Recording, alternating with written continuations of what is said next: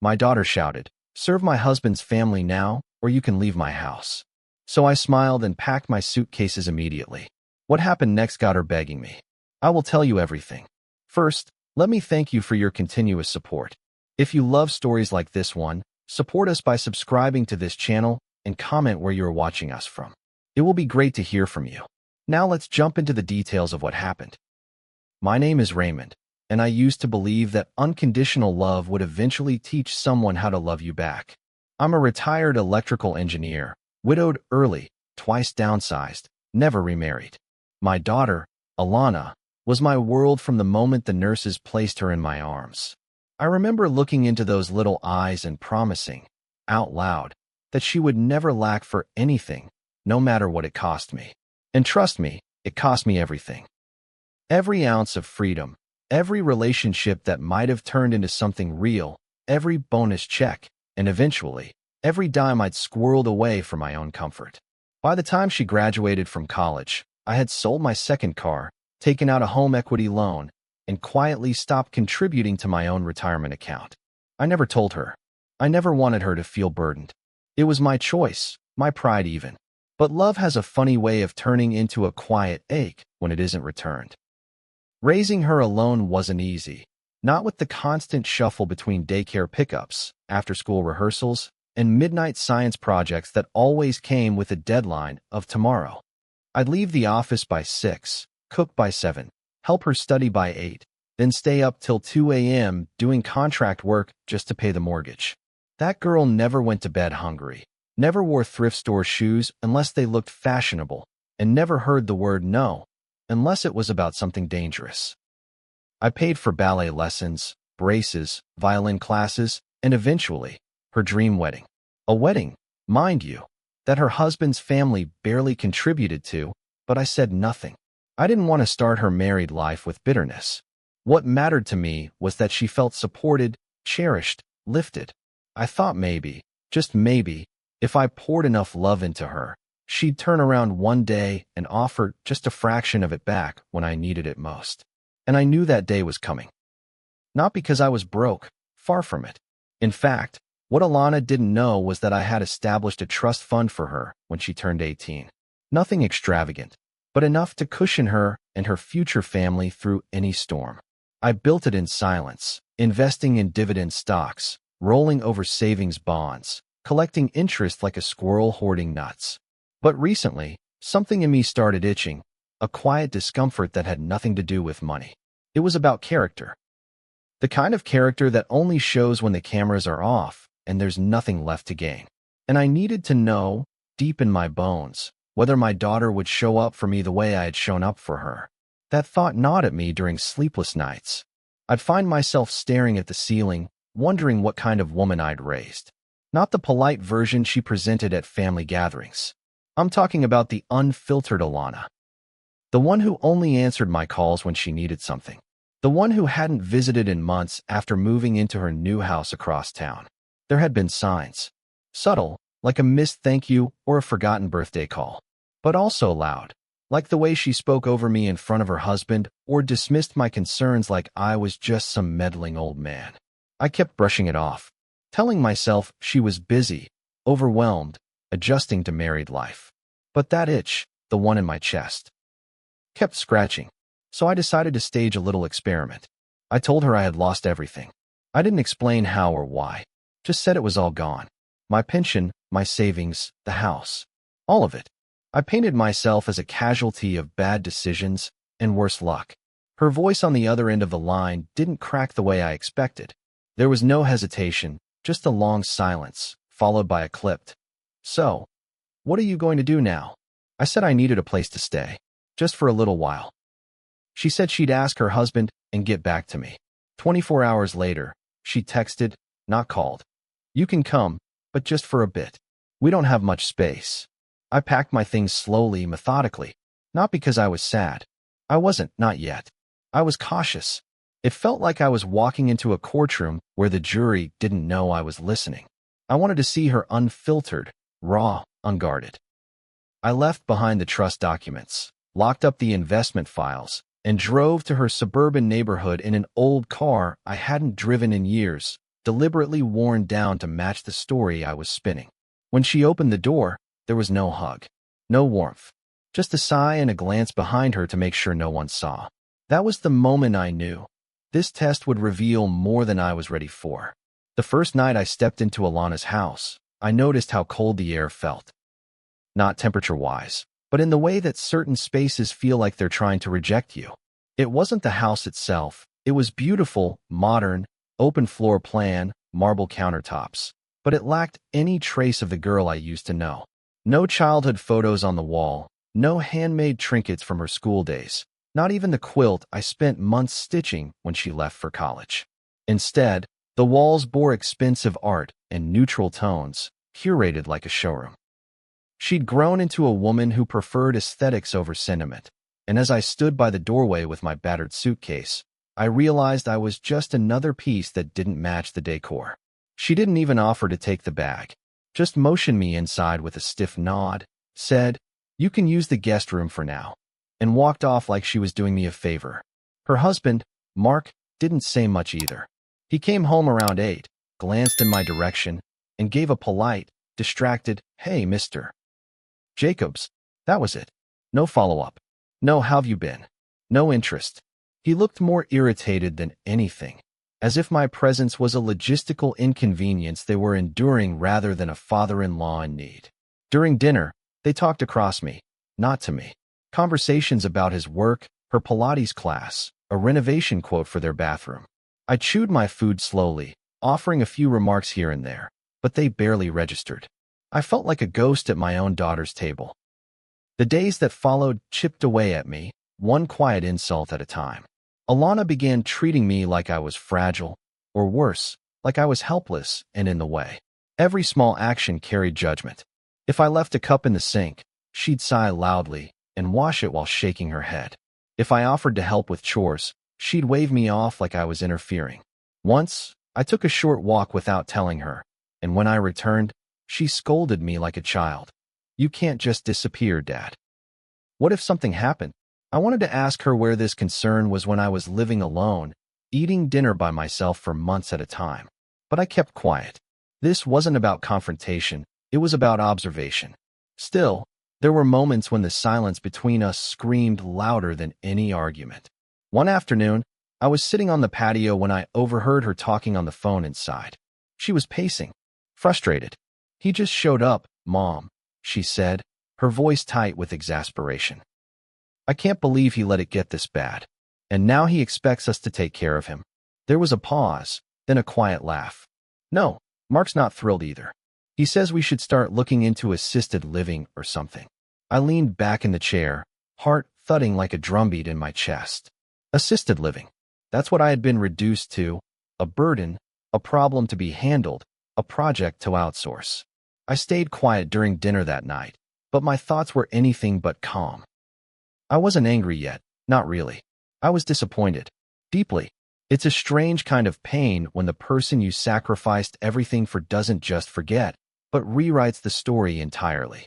In her mind, I was now the man who'd mismanaged his life, not the father who gave up his own to build hers. She couldn't, or wouldn't, see past the narrative that made her feel justified in her discomfort. And that's when it hit me. She didn't love me unconditionally. She loved me in relation to what I could provide. Now that I had nothing, I was nothing, at least to her. But I didn't leave. Not yet. I stayed and watched. I wanted to see how far it would go. One morning, I offered to make breakfast. Eggs, toast, coffee, nothing elaborate. She came downstairs, took one look at the kitchen, and scoffed. "I was going to do intermittent fasting today," she said. Then she looked at the plate and added, "Don't use the butter. It's the grass-fed kind, expensive. Just ask next time." No thank you. No smile, no recognition of effort. Mark, already halfway out the door, didn't touch the food either. Just mumbled something about grabbing a smoothie on the way to work. I sat at the table alone, the smell of fried eggs turning my stomach. There was a moment that evening when I looked at myself in the hallway mirror. I looked older than I remembered, not just in years, but in presence. My shoulders hunched more. My face seemed thinner, eyes duller. I wondered if this is how the elderly become invisible, slowly, not all at once. Not through death or dementia, but through quiet dismissal. Through the subtle shrinking of space in a room until you're just gone. That thought sat with me as I climbed into bed. The guest room smelled faintly of lavender. Nice, but impersonal. Like a hotel or a hospice. And lying there in that too-clean bed, I began planning my exit. She had no idea what I still had left. She thought she held all the cards. That she could dictate my worth by how useful or unobtrusive I was in her life. But I had built a legacy, a quiet one, and soon, she'd learn exactly what kind of man she was pushing aside.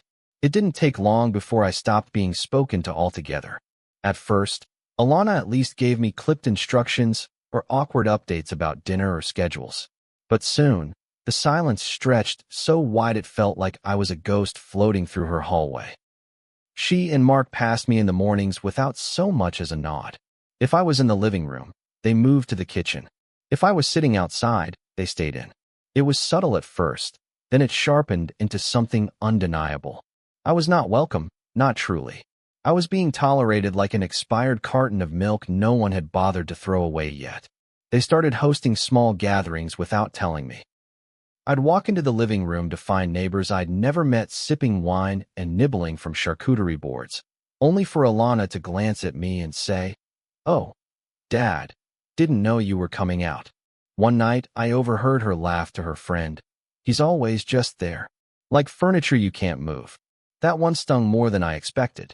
Furniture. After everything I'd given, I'd been demoted to a fixture. Something that gathered dust and got in the way. I went back into the guest room, closed the door, and sat at the edge of the bed, hands trembling, rage and grief mixing into something sharp and quiet. I told myself I could endure a little longer, just long enough to be sure. But then came the day that burned everything down. It was a Saturday. I remember because I had actually spent the morning tidying up their living room, trying to show I wasn't just a sponge. I dusted shelves, vacuumed under the couch, even watered her plants. I thought maybe, just maybe, that would soften something in her. Around noon, she burst in from the garage, clearly agitated, wearing one of those tight pastel dresses she only pulled out when someone important was coming. "Dad," she said, not even glancing up from her phone. "Mark's parents are coming for lunch. They're bringing his uncle and aunt. So I need you to help out." "Sure," I said, wiping my hands. "What would you like me to do?" She finally looked at me, and something cold shifted in her eyes. "Serve them. Help in the kitchen. Make sure drinks are topped off. Be presentable." I opened my mouth to respond, but she cut me off. "And please, for God's sake, don't talk too much. Just smile and be polite. If this is going to work, you need to pull your weight." I froze. My weight? As if I hadn't carried hers for 30 years. Her voice rose when she didn't get a response. "Honestly, if you can't even do this much, then maybe it's time you start packing out. This isn't a nursing home." My heart didn't drop. It shattered. Not just because of the words, but because of how easily they came. There was no hesitation, no regret. She said it like she'd been waiting for the right moment. And there it was, laid bare, no more pretending. I wasn't her father anymore. I was a liability. Something to manage or remove. I stared at her for a long moment. Then I smiled. Not because I was happy, but because something inside me finally clicked into place. I walked into the guest room, pulled out my suitcase, and started folding my clothes. I could hear her in the other room, pacing, muttering something to Mark, maybe venting that I was being dramatic. But I didn't care. Every shirt I folded was a moment I remembered. Her first day of school, her teenage tantrums, her college acceptance letter, and now this, her final declaration, my last lesson. I walked past her without a word, suitcase rolling quietly behind me. She blinked, confused. "Where are you going?" "I think you've made that pretty clear," I said, and then I left. No shouting, no argument, just silence. And 2 days later, I ended the silence with a single message. A photo of the trust fund documents, followed by a simple note. This was all a test. I'm not broke. I just needed to know who you really are. Now I do. Goodbye, Alana. The air that day felt unusually clean as I stepped outside her front door for what would be the last time.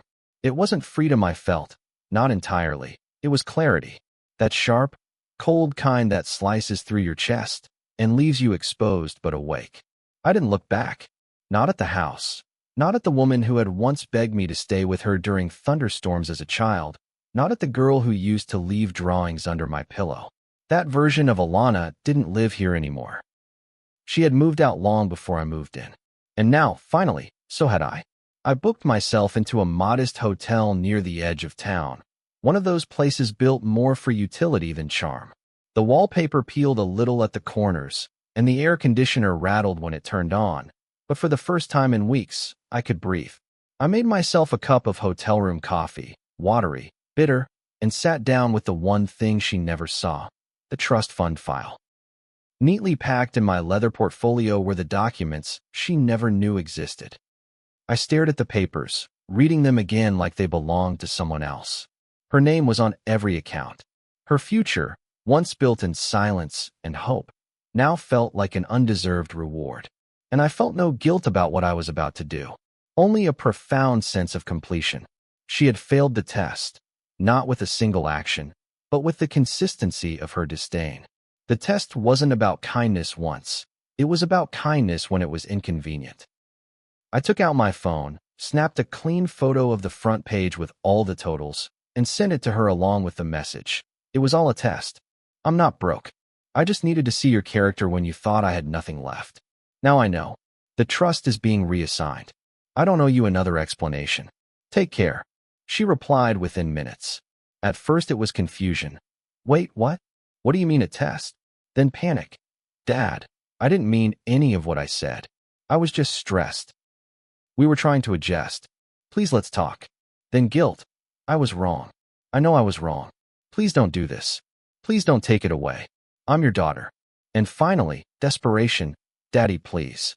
Please don't cut me off. I'll do better. I promise. Just give me a chance to fix it. But by then, I had blocked her number. Not out of spite. Out of necessity. Because I knew if I let even one message through, I'd be pulled back into the spiral of excuses and manipulation. She had shown me who she was when there was no incentive to be kind. And I believed her. That night, I drove out to the edge of the city and parked near the lake. I sat on the hood of my car, watching the water shimmer under the moonlight. I thought about the years I gave her, the things I missed so she could have more. I thought about how love, when unbalanced, can become a quiet form of self-erasure. But more than anything, I thought about how easy it was for her to discard me when she thought I had nothing left. Not a moment's hesitation. Not a flicker of compassion. The next morning, I met with my lawyer and began the paperwork to reassign the trust. I had a few godchildren, a couple of former students who'd reached out to me over the years, and a scholarship fund I'd always dreamed of starting. People with integrity. People who gave without expecting anything back. That money would go where it was needed, not where it was expected. Later that week, I received a letter in the mail from Alana. Handwritten. The first in years. She begged for a second chance. She wrote about childhood memories, about missing her mother, about the pressure of adulthood. She said she didn't mean to treat me the way she had, that it wasn't truly her. But the thing about letters is they can't erase the sound of someone telling you to start packing out like you're an old couch. Her words were neat, careful, emotional, but they came too late. Because the test was never about what she would say after she was caught. It was about what she did when she thought no one was watching. And I had watched enough. The silence that followed was louder than her words ever were. After I blocked Alana's number, she started reaching out through every channel she could find. Emails arrived at strange hours, some long and remorseful, others short and defensive, like she was negotiating with herself in real time. I made a mistake, she wrote in one. But you have to understand how overwhelmed I was. Mark's job is stressful. His parents are demanding. I was juggling too much. I didn't mean to take it out on you. In another, she tried a different tone. Don't throw away everything we've built over one misunderstanding. Families fight. We heal. But it wasn't one fight. It wasn't one day. It was a pattern. A truth that revealed itself slowly, like rot under fresh paint. And I wasn't going to repaint it anymore. Then came the voicemails. She called from other phones, friends, even her work line. She left messages filled with trembling breath and soft sobs. Dad, please, please, I'm begging you. You're all I have left. I didn't know you were testing me. I thought you really needed help, and I don't know what got into me. I was scared. But I love you. I swear I love you." That word, love, hung in the air every time she said it. And every time, it felt a little cheaper. Because love isn't loud when money's on the table and silent when need arrives. Love isn't conditional on pride, convenience, or social appearance. And the kind of love she was offering now was retroactive, performative. Not because she realized who I was, but because she realized what I still had. I didn't respond to any of it, but others did. My niece, Valerie, called me one evening after Alana showed up at her house unannounced. She came crying, "Uncle Ray," said, "you're punishing her," said, "you're planning to leave her out of your will." I could hear the hesitation in Valerie's voice, part compassion, part disbelief. "Is that true?" she asked. "It's not punishment," I replied. "It's protection." There was a long silence before she said, "You've always been the most generous man I've known. If you're pulling back now, I believe you have your reasons." That meant more than she knew. Valerie had been around during the lean years, the struggle years. She'd seen the unpaid bills, the overtime shifts, the scraped knees and broken water heaters. And now, she saw the line I'd finally drawn. But Alana didn't stop. She posted a vague message on her social media. "It's heartbreaking when family turns their back on you, especially when all you ever did was love them." The comments rolled in, sympathetic friends who knew nothing about the real story, offering hugs and prayers, and "you're such a good daughter" sentiments. I read them quietly, not with anger, but with a kind of detached sorrow. Watching her shape the narrative wasn't surprising. It was familiar. She always had a way of making herself the victim in rooms where she never acknowledged her power. A week later, Mark called me. I let it go to voicemail. His message was brief, businesslike. "Mr. Jacobs, I think there's been a lot of confusion. I believe Alana regrets how things went down. Perhaps we could have a conversation, man to man, and figure out a way forward." I nearly laughed. Now he wanted to be respectful? Now he remembered I existed? The same man who once told Alana at dinner, within earshot, "He's probably too old to understand how things work now." I deleted the message without flinching. I had no intention of being dragged back into a cycle of polite apologies followed by fresh humiliations. I'd already seen how quickly her love could sour when it had to work. I didn't need another performance. Instead, I poured my attention into something new. I met with a nonprofit that helps underprivileged youth gain access to trade schools. They were shocked by my offer. A sizable trust donation, no strings attached. "Why us?" the director asked. "Because," I said, "I want to invest in people who know what sacrifice looks like. People who don't take generosity for granted." A few days later, I got an email from one of my former apprentices, a young man I mentored years ago, back when I still took on side jobs. "Mr. Jacobs, I just wanted you to know, you changed my life. I got promoted last month. My first kid's due in December. I hope I make you proud." I read that email 3 times, each time letting the words sink in like medicine. That was legacy, not bloodline, not obligation. Impact. One night, as I sat by the window of my small but warm new apartment, I thought about the kind of man I had been, the kind of father. I'd made mistakes, surely. Maybe I enabled her entitlement by never setting boundaries early on. Maybe I believed too much in the redemptive power of love. But I couldn't regret the past, only what I tolerated too long. Because the truth is, sometimes the most loving thing you can do is leave. It's been 5 months since I walked out of Alana's house with nothing but my suitcase and a lifetime's worth of unanswered questions. 5 months since I exposed the truth and chose silence over pleading, peace over proximity. And yet, some nights, I still wake up reaching for the version of her I once knew. The little girl with spaghetti on her chin who used to wrap her arms around my leg and say, "Don't go to work, Daddy. Stay home with me." It's strange how memory works. It offers you tenderness even when the present won't. But I don't chase that version of her anymore. I let it pass through me like a warm breeze. Real, but no longer mine to hold. People often ask if I'll forgive her, if I'll reconsider, if maybe, just maybe, she's learned her lesson and deserves another chance. But forgiveness isn't just about saying it's okay. It's about rebuilding trust on solid ground. And what Alana shattered wasn't just a rule or a boundary. It was the very foundation of what we had. She made me invisible in her life the moment I no longer fit the role she assigned me. Provider, problem solver, background character. The minute I became someone who needed rather than gave, she lost interest. And I saw it clearly, without filter, without excuse. I think back to the early days after her mother passed. She was only 7. I remember holding her in the hallway at 2 a.m. as she cried so hard she couldn't breathe. "Promise me you won't leave too," she'd sobbed. And I promised. I gave her everything: time, money, attention, protection. But I didn't teach her one thing: that love is a two-way street. I gave without teaching her how to give. I covered for her, forgave her tantrums, made excuses for her rudeness. I wanted to shield her from pain, not realizing I was raising someone who didn't know how to sit with someone else's. Now, I sit in my modest apartment overlooking the park. Every morning, I drink my coffee by the window and watch people walk their dogs, kids race their scooters, couples argue, and then laugh again. Life, in its simplest form, playing out below me.